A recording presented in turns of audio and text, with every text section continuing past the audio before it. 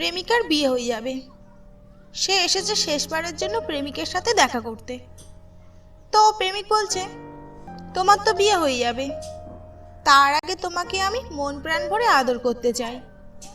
তো প্রেমিকা রাজি হয়েছে।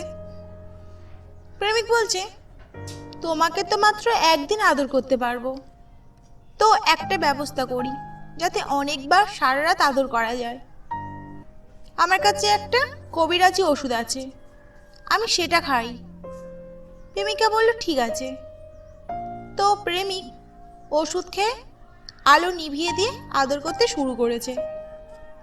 একবার, দুবার, তিনবার আদর করছে তো করছে, থামার কোনো নাম নেই। অনেকক্ষণ পর সহ্য করতে না পেরে প্রেমিকা বলল, রাহুল, আর কত আদর করবে? আমার তো ব্যথা করছে।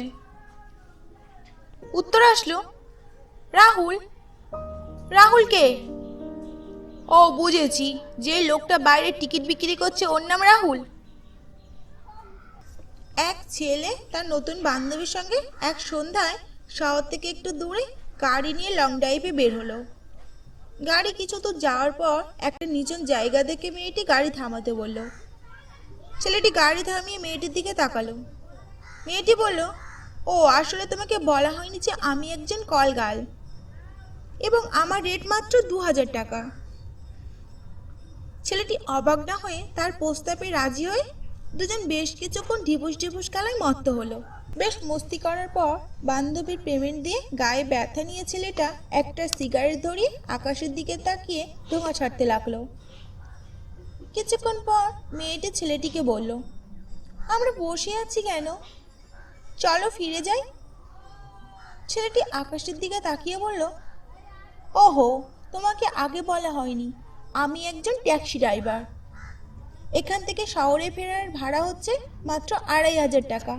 ভাই ভাই, বলুন তো কেন বিয়ের সময় নতুন বউ ঘোমটা দিয়ে থাকে? পারছেন না? ভাবুন, আরেকটু ভাবুন। কারণ কারোর মুখ থেকে যাতে হঠাৎ করে না বেরিয়ে আসে, আরে এই মেয়েটি তো আমার গার্লফ্রেন্ড ছিল।